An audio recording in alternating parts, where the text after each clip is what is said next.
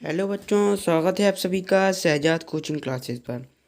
आज की इस वीडियो पर हम बताने वाले हैं क्लास 12 प्रश्न बैंक सब्जेक्ट विशिष्ट हिंदी कक्षा 12वीं का गद्य खंड एवं पद्य खंड का संपूर्ण पूरा हल बताने वाले हैं। चलिए वीडियो को शुरू कर लेते हैं। यहाँ पर गद्य खंड है, देख सकते हैं।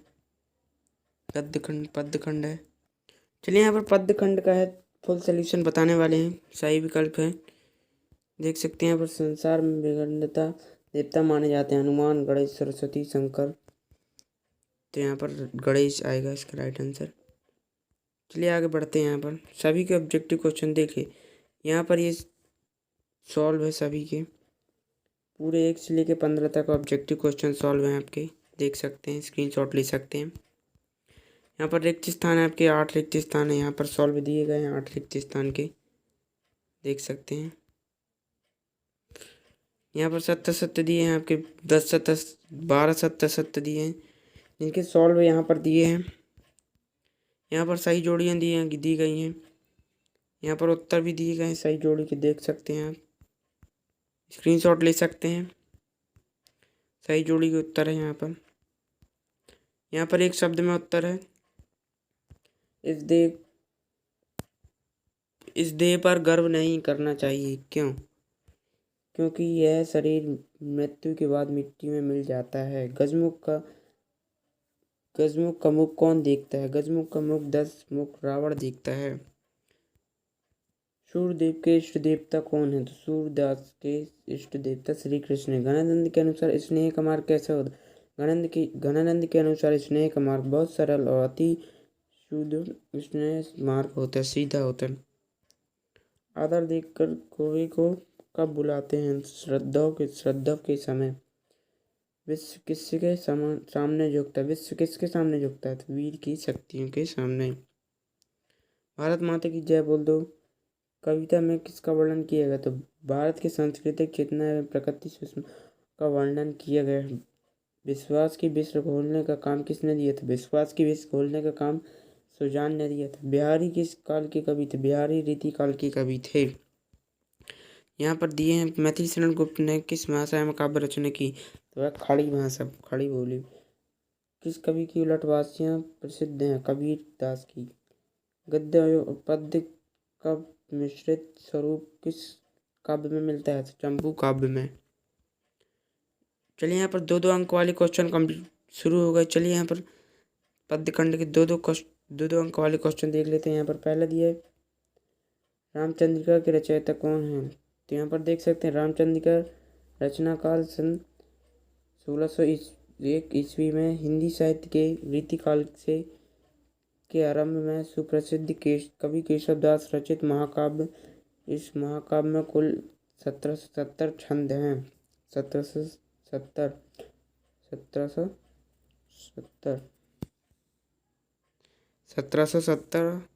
17 छंद हैं। इसलिए पहला क्वेश्चन कंप्लीट होता हुआ आपका 2 अंक का प्रश्न। रामचंद्र की रचयिता कौन है? तो रामचंद्र के रचयिता सुप्रसिद्ध कवि केशव दास। महाकाव्य। गजमुख का मुख कौन देखता है? ये रिपीट हुआ क्वेश्चन, 2 अंक का है। गजमुख का मुख 10 मुख रावण देखता है। यहाँ पर तीसरा दिया है, 2 अंक का प्रश्न है, माँ सरस्वती की वंदना कौन करता है? माँ सरस्वती की वंदना देवगण, ऋषिगण, श्रेष्ठ तपस्वी, भूत भविष्य और वर्तमान को जानने वाले उनके पति ब्रह्मा जी, शंकर जी और कार्तिकेय करते हैं। चलिए यहाँ पर तीसरा क्वेश्चन कंप्लीट हो गया आपका। चलिए यहाँ पर चौथा क्वेश्चन देख लेते हैं। सूरदास जी की किस भाषा के कवि हैं? सूरदास जी ब्रज भाषा के कवि हैं। चलिए यहाँ पर पांचवा क्वेश्चन देख लेते हैं अपन। मोसो कहत मोल को लीनो, यह कथन किसका है? तो यह कथन बालदाव की शिकायत करते हुए कृष्ण यशोदा माता से कहते हैं कि बालदाव उन्हें मोल का खरीदा हुआ बताते हैं। चलिए यहाँ पर आपका पांचवा क्वेश्चन कंप्लीट हो गया। नेक्स्ट क्वेश्चन देख लेते हैं। छठवां क्वेश्चन है यहाँ पर, विश्वास में विष घोलने का काम किसने दिया? तो विश्वास में विष घोलने का काम सुजान ने किया। ये क्वेश्चन आया था अभी, एक वाक्य में उत्तर। पहले तो उसने दर्शन देने से आशा दिलाकर विश्वास कर दिया, फिर मना करके उसे विश्वास तोड़ दिया। चलिए यहाँ पर छठवां क्वेश्चन कंप्लीट हो गया। नेक्स्ट क्वेश्चन है सातवां, मथुरा से योग सिखाने कौन आए थे? मथुरा से गोपियों को योग सिखाने श्री कृष्ण के मित्र उद्धव जी ब्रज क्षेत्र में गए थे।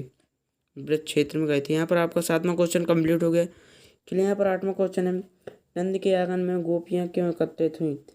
तो गोपियों ने यह सुना कि मथुरा से कोई कृष्ण का संदेश लेकर आया है, तुम प्रेम में मदमाती। सभी गोपियाँ यहाँ से जानने के लिए नंद के आंगन में एकत्रित हुई कि उनके लिए क्या लिखा गया है। तो यहाँ पर आपका 8वां क्वेश्चन कंप्लीट हो गया। यहाँ पर 9वां क्वेश्चन है, कुटीर उद्योग सी नदी के किनारे बनाने की बात कही। तो कृष्ण के शाखा उद्धव अपना कुटीर उद्योग यमुना नदी के किनारे बनाने की बात कही। चलिए यहाँ पर आपका 9वां क्वेश्चन कंप्लीट हो गया। चलिए यहाँ पर 10वां क्वेश्चन देख लेते हैं। कबीर ने किसकी संगति करने के लिए कहा है? तो कबीर ने साधु पुरुष की संगति करने को कहा है। सत्पुरुषों की संगति करने से सन्मार्ग पर चलने लगते हैं, जिससे लोग परलोक सुधरते हैं। यहाँ पर आपका 10वां क्वेश्चन कंप्लीट हो गया। चलिए यहाँ पर 11वां क्वेश्चन देख लेते हैं। नाव में पानी भर जाने पर सियानों का क्या कर्तव्य है? तो नाव में पानी भर जाने से सियानों का यह क्या काम है कि उस पानी को बाहर निकालें और अपनी नाव को डूबने से बचाएं। चलिए यहाँ पर आपका 11वां क्वेश्चन कंप्लीट हो गया। चलिए यहाँ पर 12वां क्वेश्चन है बच्चों, कबीर के अनुसार शरीर रूपी घड़े की विशेषताएं बताइए। तो कबीर के अनुसार मानव शरीर मिट्टी के कच्चे घड़े के समान है, जो पानी पड़ने से टूट जाता है और हाथ में कुछ भी नहीं बचेगा। चलिए यहाँ पर आपका 12वां क्वेश्चन कंप्लीट हो गया। चलिए यहाँ पर 13वां क्वेश्चन दिया गया है, बुरे आदमी द्वारा बुराई त्याग देने का खरे व्यक्ति पर क्या प्रभाव पड़ता है? तो यहाँ पर इसका आंसर देख लेते हैं। 13वें क्वेश्चन का, बुरे व्यक्ति द्वारा बुराई त्याग देने पर भी खरे व्यक्ति को उस पर उत्पात करने की संख्या बनी रहती है। चलिए यहाँ पर आपका 13वां क्वेश्चन कंप्लीट हो गया आपका। चलिए यहाँ पर नेक्स्ट क्वेश्चन देख लेते हैं। 14वां क्वेश्चन है, बिजली की चमक देखकर कवि सखी को क्या सलाह देता है? तो यहाँ पर आंसर देख सकते हैं। कवि भवानी प्रसाद मिश्र कहते हैं कि बिजली को चमक देखकर एक सखी दूसरी सखी से कहती है कि सखी, हे सखी बिजली, हे सखी भाग, बिजली चमक रही है, अर्थात वर्षा होने वाली है। बसंत के आने से पृथ्वी में प्यार के अंकुर फूटने लगते हैं और पंछी की भी प्रसन्नता के साथ उड़ती रहती है। दादुर भी वर्षा आने के कारण उछलने कूदने लगती है। यहाँ पर आपका 14वां क्वेश्चन कंप्लीट हो गया। चलिए यहाँ पर 15वां क्वेश्चन है, हरि सुहागन संबोधन किसके लिए आया? तो हरि सुहागन संबोधन वैसे तो विवाहित स्त्री के लिए किया गया था, लेकिन प्रकृति की ओर भी संकेत है। चलिए यहाँ पर आपका 15वां क्वेश्चन कंप्लीट हो गया। चलिए यहाँ पर 16वां क्वेश्चन देख लेते हैं। शहर रंगीली नायिका किसके रंग में रंगी हुई है? तो सहज रंगीली नायिका इंद्रधनुषी रंगों में रंगी हुई हैं। चलिए यहाँ पर नेक्स्ट क्वेश्चन देख लेते हैं। 12वां क्वेश्चन है यहाँ पर, 17वां क्वेश्चन है सॉरी, नीम के पत्थर से कवि का क्या तात्पर्य है? नीम के पत्थर से कवि का तात्पर्य है कि उन वीर पुरुषों से है कि जिन्होंने देश की स्वाधीनता के लिए अपने प्राणों का बलिदान किया है। चलिए यहाँ पर आपका 17वां क्वेश्चन कंप्लीट हो गया। चलिए नेक्स्ट क्वेश्चन है 18वां, किस धरोहर को हाथ से न जाने देने की बात कही गई है? तो देश की स्वाधीनता रूपी धरोहर को हाथ से न जाने की बात कही गई है। चलिए यहाँ पर 18वां क्वेश्चन कंप्लीट हो गया आपका। 19वां क्वेश्चन देख लेते हैं। यहाँ पर दिया गया है 19वां क्वेश्चन, देश की समृद्धि की प्रबल आशा से क्या तात्पर्य है? तो देश की समृद्ध प्रबल आशा से तात्पर्य है कि भारत की उत्तरोत्तर बढ़ती हुई प्रगति को प्रबल अभिलाषा है, जो इस देश के नौजवानों से अपेक्षित है। यहाँ पर आपका 19वां क्वेश्चन कंप्लीट हो गया। यहाँ पर 20वां क्वेश्चन है 2 अंक का, केवट के अनुसार पगधूरी पर क्या प्रभाव पड़ता है? तो केवट के अनुसार श्री राम की पगधूरी पर प्रभाव यह है कि उसके स्पर्श में शिला भी स्त्री बन जाती है। चलिए यहाँ पर आपका 20वां क्वेश्चन कंप्लीट हो गया। 20 क्वेश्चन कंप्लीट हो गए। चलिए यहाँ पर 21वां क्वेश्चन है, केवट की परिजीविका एकमात्र क्या आधार था? आधार क्या था? केवट की जीविका का एकमात्र आधार उसकी नाव थी। उस नाव में वह सवारियां बैठाकर गंगा पार कराता था। चलिए यहाँ पर आपका 21वां क्वेश्चन कंप्लीट हो गया। चलिए यहाँ पर 22वां क्वेश्चन है, सभी देश हमारे यहाँ किस प्रयोजन से आते रहे हैं? तो सभी देश के लोग भारत में शिक्षा प्राप्त करने के लिए आते रहे हैं, इसका राइट आंसर है चाइल्ड। चलिए यहाँ पर आपका 12वां क्वेश्चन कंप्लीट हो गया। चलिए यहाँ पर 23वां क्वेश्चन देख लेते हैं बच्चों। कवि के अनुसार हमें अशिक्षित या असभ्य बताने वाले लोग कौन हैं? तो कवि के अनुसार हमें अशिक्षित या असभ्य बताने वाले लोग वो वे हैं जो हम लोगों की सभ्यता से अनजान या वे पक्षाघात की भावना से ग्रसित हैं। चलिए यहाँ पर 23वां क्वेश्चन कंप्लीट हो गया बच्चों। 14वां क्वेश्चन देख लेते हैं, जगती के मधुबन में पुराने साथी कौन है? तो जगती के मधुबन में पुराने साथी जीवन और पुष्प हैं। चलिए यहाँ पर 25वां क्वेश्चन है, यहाँ पर फूल और मालिनी दोनों कब मुरझा जाएंगी? संसार में सभी चीज़ें नष्ट होती हैं और फूल और मालिन दोनों मधुवन वर्षण करके कल भविष्य में मुरझा जाएंगे। चलिए यहाँ पर देख लेते हैं 26वां क्वेश्चन है, यहाँ पर झुलसती धरा के लिए किस दान की आवश्यकता है? झुलसती धरा के लिए कवि ने सावंत दान की आवश्यकता को बताया है। चलिए यहाँ पर आपके 2-2 अंक वाले 26 प्रश्न कंप्लीट हो गए। अब यहाँ पर आपके 4-4 अंक वाले प्रश्न हैं। तो चलिए यहाँ पर 4 अंक का पहला प्रश्न देख लेते हैं। यहाँ पर 4 अंक का प्रश्न दिया गया है। यहाँ पर दिया है छायावाद की 4 विशेषताएं लिखी। छायावाद की मुख्य विशेषताएं, प्रवृत्तियाँ। तो यहाँ पर छायावाद की पहली विशेषता है आत्मविव्यक्ति, नारी सौंदर्य और प्रेम चित्रण, प्रकृति प्रेम, राष्ट्रीय एवं सांस्कृतिक जागरण, मानवीकरण, अलंकार।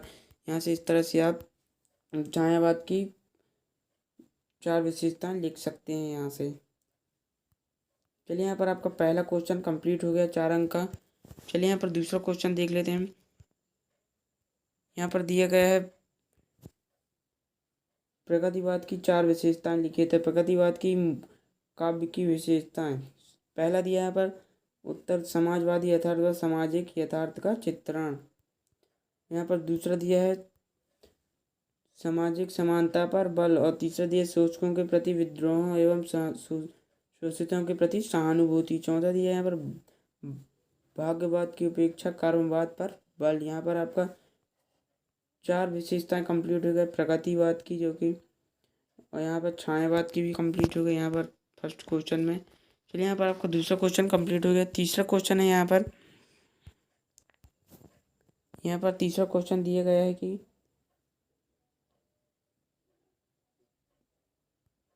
प्रयोगवाद के 2 प्रमुख विशेषताएं बदलाते हुए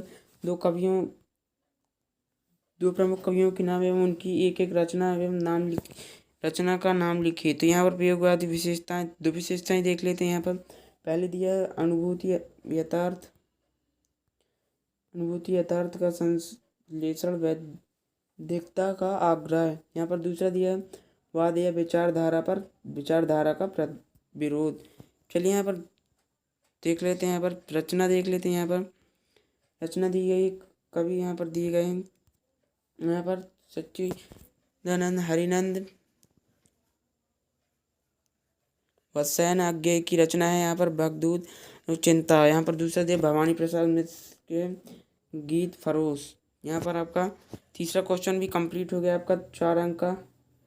चलिए यहाँ पर नेक्स्ट क्वेश्चन देख लेते हैं। चौथा क्वेश्चन है नई कविता की 2 विशेषताएं बताते हुए 2 कवियों नाम एवं उनकी दो रचनाओं के नाम लिखिए।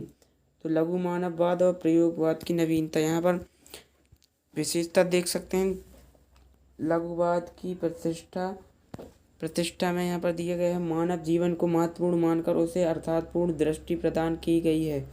यहाँ पर दूसरी विशेषता है प्रयोगों में नवीनता। तो नए भावों को नए शिल्प विधानों में प्रस्तुत किया गया है। यहाँ पर कवि और रचना देख लेते हैं। यहाँ पर किसके कवि हैं? भवानी प्रसाद मिश्र। इनकी रचना है सन्नाटा और गीत फरोश। यहाँ पर दूसरे कवि हैं कुंवर नारायण चक्रव्यूह आमने सामने, इनकी रचना है। चलिए यहाँ पर आपका चौथा क्वेश्चन कंप्लीट हो गया। यहाँ पर पांचवा क्वेश्चन है, रहस्यवाद की 4 विशेषताएं लिखी। तो अलौकिक सत्ता के प्रति प्रेम। इस युग में कविताओं के अलौकिक सत्ता के प्रति जिज्ञासा, प्रेम व आकर्षण के भाव व्यक्त हुए हैं। चलिए यहाँ पर दूसरी विशेषता है परमात्मा का विरह मिलन का भाव। आत्मा को परमात्मा की विराहिणी मानते हुए उससे विरह का मिलन के भाव व्यक्त किए गए हैं। चलिए यहाँ पर तीसरा क्वेश्चन देख लेते। तीसरी विशेषता यहाँ पर जिज्ञासा की भावना। सृष्टि की समस्त क्रिया आदर्श ईश्वरीय सत्ता के प्रति जिज्ञासा के भाव प्रकट गए हैं।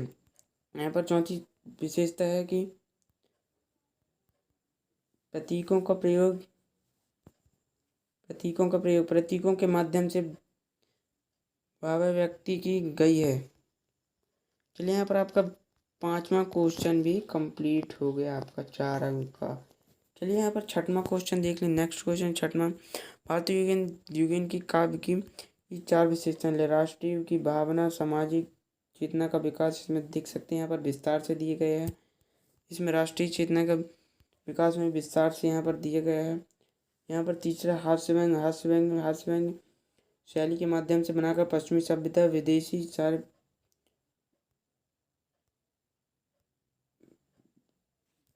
शस्त्र तथा सामाजिक अंधविश्वासों पर करारे व्यंग प्रहार किए गए। यहाँ पर चौथा अंग्रेजी शिक्षा का विरोध। तो भारतीय कवियों ने अंग्रेजी भाषा तथा अंग्रेजी शिक्षा का प्रचार प्रसार के प्रति अपना विरोध कविताओं में प्रकट किया है। यहाँ पर आपका 4 अंक वाला 6वां क्वेश्चन भी कंप्लीट हो गया। यहाँ पर आपकी 4 अंक की पूरे क्वेश्चन कंप्लीट हो गए, 6 क्वेश्चन कंप्लीट हो गए। यहाँ पर 4 अंक के और क्वेश्चन है अभी। यहाँ पर दिया गया है निम्नलिखित काव्यगत विशेषताएं निम्न बिंदुओं के आधार पर लिखी। तो 2 रचनाएं लिखना है, 2 कला पक्ष, भाव पक्ष, साहित्य में स्थान। यहाँ पर कवि दिए सूरदास, मैथिली शरण गुप्त, बिहारी, भवानी प्रसाद मिश्र, मंगल सिंह सुमन। तो इसका हम नेक्स्ट वीडियो में एक एक करके सूरदास का पहले कवि परिचय बता देंगे, फिर मैथिली शरण का गुप्त, फिर बिहारी जी का, भवानी प्रसाद मिश्र जी का, शिवमंगल सिंह सुमन का भी बता देंगे। नेक्स्ट वीडियो में हम बता देंगे। चलिए यहाँ पर आप पद्यांश का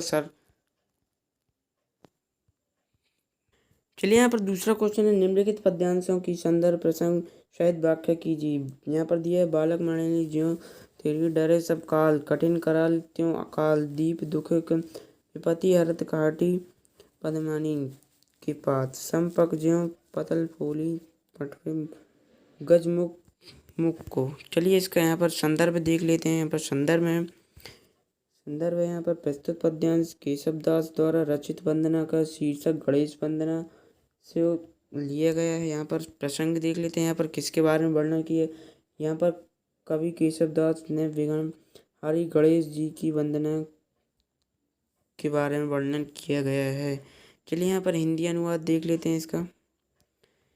यहाँ पर देख सकते हैं, कवि कहते हैं कि जैसे बालक कमल की डाल को किसी भी समय आसानी से तोड़ डालता है, उसी प्रकार गणेश असमय में आए विकराल दुख को भी दूर कर देते हैं। जैसे कमल के पत्ते पानी में फैली कीचड़ के नीचे भेज देते हैं और स्वयं स्वच्छ होकर ऊपर रहते हैं, उसी प्रकार गणेश भगवान हर विपत्ति को दूर करते हैं। जिस प्रकार चंद्रमा को निष्कलंक कर शिवाजी ने अपने शीश पर धारण किया, उसी प्रकार गणेश जी अपने दास को कलंक रहित पर पवित्र कर देते हैं। गणेश जी बाधा से अपने दास को मुक्त कर देते हैं। रावण भी गणेश जी मुख की तरफ देखकर अपनी बाधाओं को दूर करने की आशा रखते हैं। तो यहाँ पर आप स्क्रीनशॉट ले सकते हैं। इसका एक गद्यांश पद्यांश दिया गया, इसका हिंदी मीनिंग हिंदी अर्थ बताया हमने। यहाँ पर विशेष क्या है गद्यांश में देख सकते हैं। तो यहाँ पर विशेष से शांत रस का प्रयोग हुआ है, अनुप्रास उत्प्रेक्षा अलंकार का प्रयोग किया गया है और मधुर गुण है यहाँ पर दूसरा है देख, मैया कभी बढ़ेगी चोटी, कितनी बार दूध पियात भाई, यह अजहू में छोटी हरी हलदार की जोटी। यहाँ पर प्रस्तुत पद वत्सल के स्नेह की सूरदास द्वारा रचित सूर बालकृष्ण नामक शीर्षक से उद्धृत किया गया है। प्रस्तुत पंक्तियों में बालकृष्ण अपनी माता यशोदा से कहते हैं कि शिकायत कर रहे हैं कि उनको कितने ही दिन दूध पीते हो गए हैं, लेकिन उनकी चोटी बड़ी नहीं हुई है। यहाँ पर इसका हिंदी मीनिंग देख सकते हैं। बालकृष्ण यह जानने के उत्सुक हैं कि उनकी चोटी कब बढ़ेगी। उनकी माता उन्हें यह भरोसा दिलाकर दूध पिलाती हैं कि दूध पीने से उनकी चोटी बढ़ जाएगी। वह माता को से पूछते हैं कि माता मुझे कितनी बार दूध पीते हुए हो गए, लेकिन चोटी अभी तक नहीं बढ़ी। कथानुसार मेरी चोटी बालदाव की चोटी के समान लंबी है, मोटी हो जाएगी। ठहरते ठहरते मैं नहाते समय सुखाते समय नागिन के समान लौट जाया करेगी। कच्चा दूध अधिक मात्रा में पिलाते हैं तथा माखन रोटी नहीं देते। माखन रोटी बालकृष्ण को प्रिय है, लेकिन वो नहीं मिलते और चोटी बढ़ने की लालच भी से उन्हें गाय का कच्चा दूध नहीं पीना पड़ता। सूरदास कहते हैं कि माता पालाव लेने लगी, कहने लगी कि हरी हलदार दोनों भाइयों की जोड़ी चिरविंजी होए। चलिए यहाँ पर काव्य सौंदर्य क्या बचा है। बच्चों को बहाने से दूध पिलाने तथा तात का उजागर किया गया है। ब्रज भाषा का सुंदर प्रयोग हुआ है। पुनरुक्ति प्रकाश उपमा अलंकार का प्रयोग। मैया मोहि दाऊ बहुत खिजायो। यहाँ पर इसका सारांश देख सकते हैं। यहाँ पर प्रस्तुत पद वत्सल्य स्नेह सूरदास द्वारा रचित सूर्य के बालकृष्ण नामक शीर्षक पाठ से लिए गए हैं। यहाँ पर प्रसंग देख सकते हैं। बालदाऊ और अन्य गाँव वालों के साथ बाहर खेलने जाते हैं तो बालदाऊ के भिन्न प्रकार के उन्हें चढ़ाते हैं। यहीं से कृष्ण माता यशोदा जी से कर रहे हैं, यहीं का वर्णन किया गया है। इसमें देख सकते हैं श्री कृष्ण के बड़े भाई बलदाऊ को शिकायत करते हुए अपनी माता को कहते हैं कि माता बलभद्र भाई मुझे बहुत चढ़ाते हैं। मुझे कहते हैं कि तुझे यशोदा ने जन्म नहीं दिया है, तुझे तो किसी से मोल लिया गया है। क्या बताऊँ, इससे गुस्से के कारण मैं खेलने भी नहीं जाता। मुझे से बार बार पूछते हैं कि तेरे माता पिता कौन हैं। तू नंद यशोदा का पुत्र है। पुत्र तो नहीं हो सकता क्योंकि तू सांवले रंग का है, जबकि नंद और यशोदा दोनों गोरे हैं। ऐसी मान्यता कि गोरे माता पिता की संतान भी गोरी होती है। यह तर्क बालदाऊ ने इसलिए दिया कि ताकि कृष्ण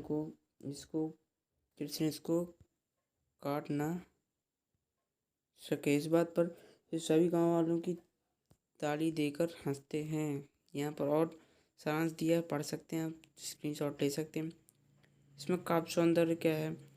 ब्रज भाषा का अनूठा माधुर्य वह दिया गया। माता और पुत्र के प्रश्नोत्तरों तार्किक दृष्टि से उत्तम है। अनुप्रास पुनरुक्ति प्रकाश अलंकार का प्रयोग है।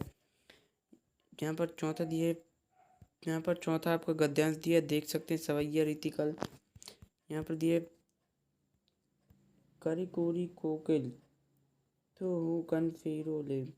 प्रस्तुत सवैया रीतिकल इन छवि घनानंद द्वारा रचित घनानंद के पद नामक वक्त काव्य से लिया गया है। यहाँ पर प्रकृति के मनवन प्रति भी विराट में दग्ध कवि के प्रियतम सुजान के वियोग में कष्ट दे रहे हैं। यहाँ पर वाक्य दे सकते हैं इसका। विराजीन पीड़ित घनानंद कवि आनंद के प्रति कोयल से कहते हैं कि हे कोयल, तेरी मधुर आवाज़ भी मुझे कष्ट दे रही है। हे कोयल, तू कौन सा बेर मुझसे निकाल रही है। कूक कूक कर मुझे कलेजे की ही क्यों ना निकालें ले।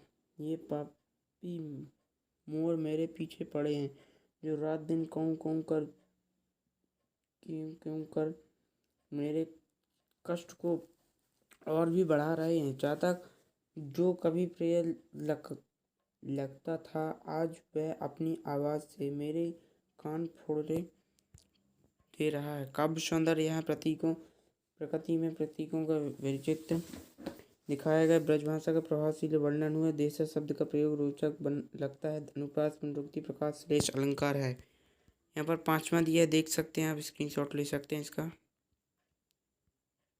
6वां भी दिया है, यहाँ पर पूरा हल है, यहाँ पर स्क्रीनशॉट ले सकते हैं। 7वां भी है, रामे रामे सुंदर सब रूप क्रूप न कोय, मन की रुचि जैती जीते तिन तैती रुचि होय। यहाँ पर सशक्त ब्रजभाषा का प्रयोग, अनुप्रास, अलंकार प्रयोग सुंदर। यहाँ पर 8वां भी दिया है, बड़े हज हुजू गहनो गणो न जाए। यहाँ पर 9वां दिया है, बढ़त बढ़त संपत्ति सलील मान सर बड़े घटत घटत सुन फिर घटे बड़ू समूल कुमिल लाए। यहाँ पर 10वां दिया है, छोड़ देंगे मार्ग तेरा विघ्न बाधाएं सहम कर काल अभिनंदन करेगा। आज तेरा समय सदर मगन गाएगा, गरज कर गर्व से तेरी कहानी वक्ष पर प्रदर्शन लेगी। ध्यान हो धरती पुरानी कर रहा है तू गौरव उज्जवल त्याग में इतिहास निर्मित विजय है तेरी सुनिश्चित। संदर्भ यहाँ दिया है, प्रस्तुत पंक्ति में बाढ़ सिपाही नामक कविता से लिए गए रचयिता, इसके रचयिता विष्णुकांत शास्त्री हैं। यहाँ पर इन पंक्तियों में कवि कहता है कि तू विघ्न बाधाओं को सहन करता हुआ चल, समय तेरा स्वागत करेगा। यहाँ पर देख कवि आह्वान करते हुए कहता है कि तू मार्ग में सहन कर सकता है, तेरा मार्ग छोड़ देंगे, समय तेरा साहस देखकर स्वागत करेगा। तेरी सफलता पर संपन्न होकर आकाश गर्व के साथ तेरी कहानी कहेगा। धरती तेरे पग चिन्हों के ऊपर अपने ऊपर अंकित कर लेगी। तू अपने त्याग से गौरवपूर्ण इतिहास का निर्माण करेगा। विजय प्राप्त करना ही तेरी कहानी होगी, अर्थात तेरे भाग में विजय ही लिखी हुई है। काव्य सौंदर्य, कविता के रस अभिव्यक्ति, अनुप्रास, अलंकार, अद्भुत वीर पुरुष सिद्धांत के प्रतिपादित किया। यहाँ पर आपका पद्य खंड पूरा कंप्लीट हो गया आपका। इसकी नेक्स्ट वीडियो में हम गद्य खंड के 2 अंक वाले और 4 अंक वाले क्वेश्चन कंप्लीट करा देंगे पूरा फुल। जैसे हमने आपका पद्य खंड आपका फुल सॉल्व करा दिया पूरा। अभी लेखक परिचय बाकी, जीवन परिचय बाकी है, तो वो भी कंप्लीट करा देंगे। फुल सॉल्व हमने गद्य खंड का पूरा फुल सॉल्व करा दिया है। इसकी नेक्स्ट वीडियो में हम पद्य खंड का पूरा सोल्यूशन फुल सॉल्व बताएंगे। और वीडियो पसंद आए तो वीडियो को लाइक ज़रूर करें, और चैनल पर नए हो तो चैनल को कर लीजिए एक बार सब्सक्राइब, और बेल नोटिफिकेशन को कर लीजिए ऑल पर।